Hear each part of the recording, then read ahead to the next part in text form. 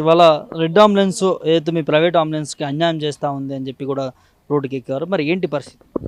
Red ambulance అనే సంస్థ యాక్చువల్గా 5% కమిషన్ తీసుకుంటామని చెప్పి ఎంటర్ అయిన సంస్థ అది ప్రజెంట్ డామినేషన్ చేసే సిచ్యువేషన్కి వచ్చేసింది. ఎట్లా అంటే నేను ఇచ్చినంత తీసుకోండి అన్న పరిస్థితికి, అంటే మనం ఇవ్వడం పోయి వాళ్ళు ఇచ్చే పరిస్థితికి వచ్చింది. 100 రూపాయలు తీసుకొని మనకు 40 రూపాయలు ఇస్తే మనకు మెయింటెనెన్స్, డీజిలు, డ్రైవరు, ఫుడ్, వీటికి అన్ని ఖర్చులు ఉంటాయి. దీంట్లో ఏమవుతుందంటే రెడ్ అంబులెన్స్ అనే సంస్థ మొత్తం మధ్యవర్తిత్వం చేసే సంస్థ మొత్తం సంపాదించుకోవడంలో ఇదైపోయింది. ఇది 7 ఇయర్స్ బ్యాక్ స్టార్ట్ అయ్యిండే. చిన్నగా మనోళ్ళు సపోర్ట్ చేయలేదు. ఫస్ట్లో ఒక 2-3 ఇయర్స్ తర్వాత ఒక్కొక్కరు ఇన్బిల్ట్ అయ్యారు. ఎందుకంటే అప్పుడు ఓన్లీ 5% మాత్రమే తీసుకుంటామని చెప్పిండ్రు కాబట్టి ఇన్బిల్ట్ అయ్యారు. అదేమైపోయింది, ఇప్పుడు డామినేషన్కి దారితీసింది. ఎట్లా అయిపోయింది ఇప్పుడు మొత్తానికి, లేదు బాబు మేము ఇచ్చినంత మీరు తీసుకోవాల్సింది అంటే ఇప్పుడు 1,00,000 రూపాయలు కిరాయి మాట్లాడితే దాంట్లో రెడ్ అంబులెన్స్ సంస్థ 60,000 తీసుకొని 40,000 ఇచ్చే పరిస్థితికి వచ్చింది. ఇక్కడ ఏంటిదంటే కస్టమర్ లాస్ కూడా అవుతున్నాడు. యాక్చువల్లీ మనం 20-25 రూపీస్ ఛార్జ్ మనం చేస్తాము, కంపెనీ 40 రూపీస్ ఛార్జ్ చేస్తుంది.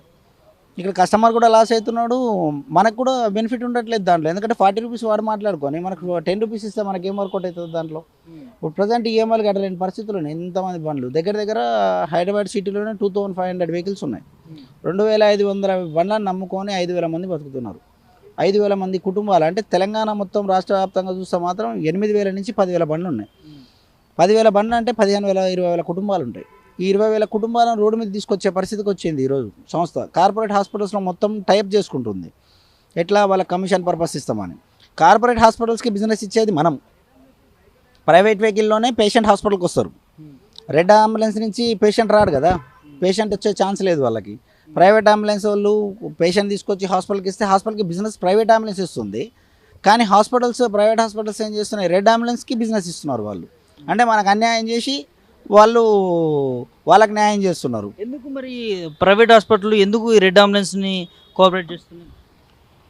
వాళ్ళు యాక్చువల్గా పర్సంటేజెస్ తీసుకొని వాళ్ళకి సపోర్ట్ చేస్తున్నాయి. అంటే పర్ మంత్ ఛార్జెస్ అని ఇవని చెప్పి కంపెనీ సైడ్ నుంచి వాళ్ళకి ప్రపోజల్స్ ఉంటాయి కదా, దాన్ని వాళ్ళు యాక్సెప్ట్ చేసి టోటల్గా కంపెనీ మీద డిపెండ్ అయిపోయి కంపెనీకి బిజినెస్ ఇస్తున్నారు.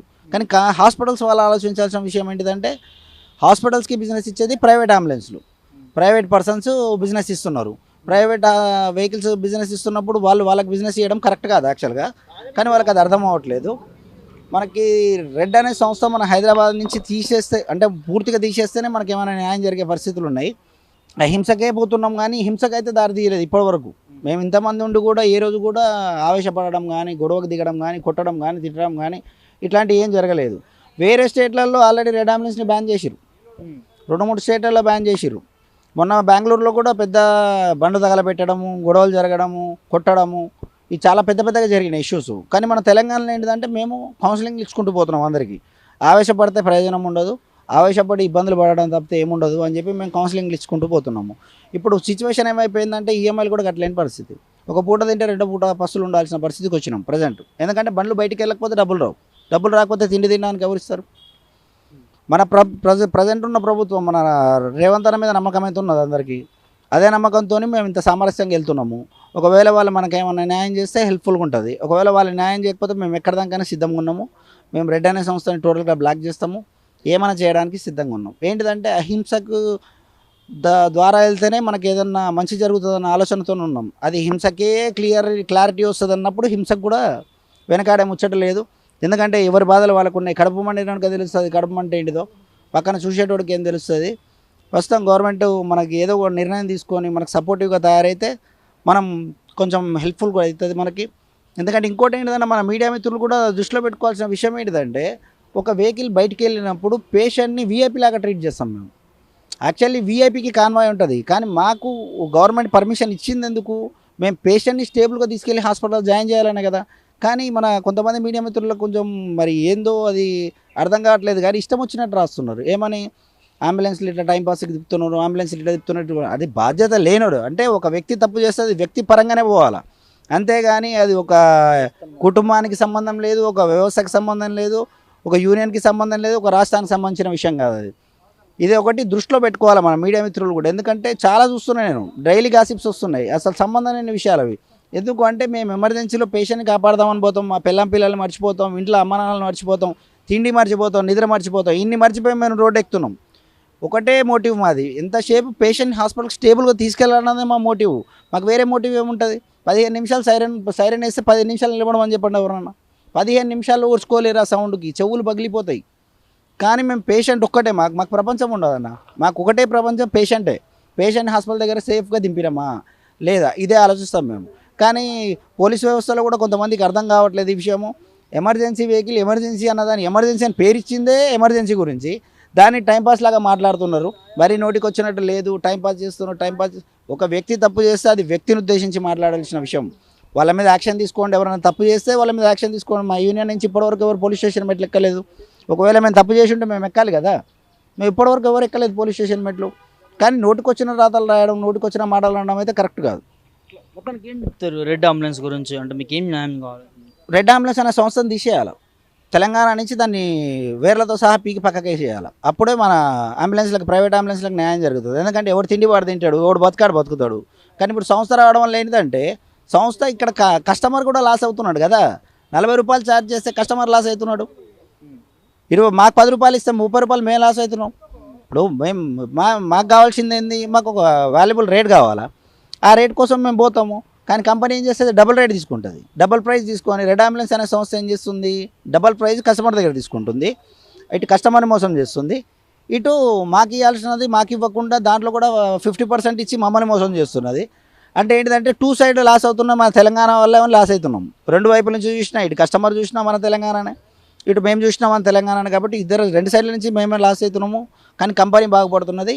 ఇట్లాంటి కంపెనీలు ఎంకరేజ్ చేయకపోవడం మంచిది నాకు తెలిసి. ఎందుకంటే ఇప్పుడు ఈ కంపెనీ వచ్చింది, దీన్ని చూసుకొని ఇంకా 10 కంపెనీలు తయారయ్యేది ఎట్లనే. అంటే జనాలను ముంచడమే ధ్యేయంగా నడిపిస్తున్నది రెడ్ అనే సంస్థ.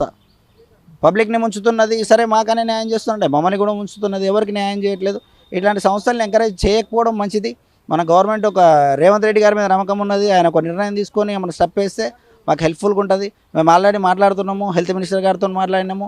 అందరినీ రిక్వెస్ట్ చేయడమే సరిపోతున్నది. ఈ తిరగడంలో ఏమైపోతుందంటే జీవితం పక్కకు పోయే, జిందగీ పక్కకు పోయే అన్నట్టు అయిపోయింది పరిస్థితి. ఎప్పుడు తింటున్నామో, ఎప్పుడు బంతున్నామో, ఎప్పుడు లేస్తున్నామో మాకు అర్థం కాని పరిస్థితి. అంటే డ్యూటీ చేస్తే ఒక సాటిస్ఫాక్షన్ ఉంటుంది. అంటే తిండి పని చేసి బండి తోలుతున్నామంటే అది ఒక సాటిస్ఫాక్షన్ ఉంటుంది. హెల్త్ మినిస్టర్ గారిని కలిస్తే మీకు సమాధానం ఏమొస్తుంది? మాట్లాడదామన్నారు కానీ అది అక్కడికే ఆగిపోయింది. ఇప్పటివరకు అయితే ముందుకు ఒక అడిగేసింది అయితే లేదు. మీటింగ్ పెడదామని అన్నారు. ఇప్పటివరకు అయితే దాని గురించి ప్రపోజల్ అయితే ఏం రాలేదు. ఇక మేమే చిన్నగా స్టెప్ బై స్టెప్ వేసుకుంటూ పోతున్నాం. ప్రభుత్వం పట్టించుకోకపోతే తగలబెట్టడమా 2 ఆప్షన్స్ ఉంటాయి, వేరే ఉండవు. ఎందుకంటే 10,000 కుటుంబాలు మొత్తం తగలబడిపోతే పరిస్థితి ఎట్లుంటుంది? అంటే ఎక్కడ జరగలేదు ఇప్పటి వరకు. ఆ జరిగే పరిస్థితి కూడా రాదని అనుకుంటున్నాను నేను, రావద్దనే కోరుకుంటున్నా. ఎందుకంటే అది కరెక్ట్ కూడా కాదు యాక్చువల్గా. ఎందుకంటే ఇప్పుడు ఆవేశం చాలా అనర్థాలకు దారితీస్తుంది. ఇబ్బందులు పడేవాడికి తెలుస్తుంది ఇబ్బంది ఏంటిది అన్నది.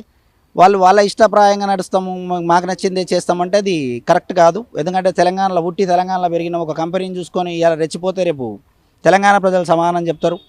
ఇది ఎందుకంటే వీళ్ళు కూడా తెలంగాణ ప్రజలే కాబట్టి, మరి నేను తెలంగాణ నుంచే కాబట్టి ఏంటిదంటే అర్థం చేసుకుంటారని అనుకుంటున్నాం మేబీ. ఒకవేళ వాళ్ళు యాక్షన్ తీసుకోకపోతే మేము యాక్షన్ తీసుకోవడానికి తయారైపోతాం. మేము యాక్షన్ తీసుకుంటే చాలా వైలెంట్గా ఉంటుంది. ఎందుకంటే ఇప్పటివరకు ఏంటంటే హింసకు దారి తీయొద్దన్న ఒక్క ఆలోచనతోనే నడుచుకుంటూ పోతున్నాం. టైం పడుతుండొచ్చు మేబీ అన్న ఒపీనియను. చూస్తాం, ఓపిక ఉన్నంత వరకు ఓపిక పడతాం. ఓపిక లేని రోజున తగలబెట్టేస్తాం. రెడ్ అనే సంస్థనే కాదు, బండ్లను తగలబెట్టేస్తాం. రెడ్ అనే సంస్థ బ్యానర్ కనబడ్డా తగలబెట్టేస్తాం. అస్సలు ఆలోచించే విషయమే లేదు. చేతనైనంత వరకు తగలబెడతాం భయ్యా, చేత కాకపోతే చచ్చిపోతాం అంతే. ఆత్మాభిమానాన్ని అయితే తాకట్టు పెట్టుకొని బానిసలాగా అయితే బతకలేము. తెలంగాణ పుట్టుక చాలా డేంజరస్గా ఉంటుంది. ఎట్లా అంటే బానిసలాగా అయితే బతకలేము, తిరగబడతాం అంతే. ఎంతసేపు తిరగబడమే, చేత కాకపోతే చచ్చిపోవడమే. 2 దారులు ఉన్నాయి మాకు. మేము రెండింటికి సిద్ధంగానే ఉన్నాము. అందరం మాట్లాడుకుంటున్నాము. కంటిన్యూగా నడుస్తున్నాయి మా ప్రోగ్రామ్స్ కూడా. మేము మీడియా మిత్రులు కూడా సపోర్ట్ చేస్తే ఫాస్ట్గా రిజల్ట్ వస్తుంది మాకు.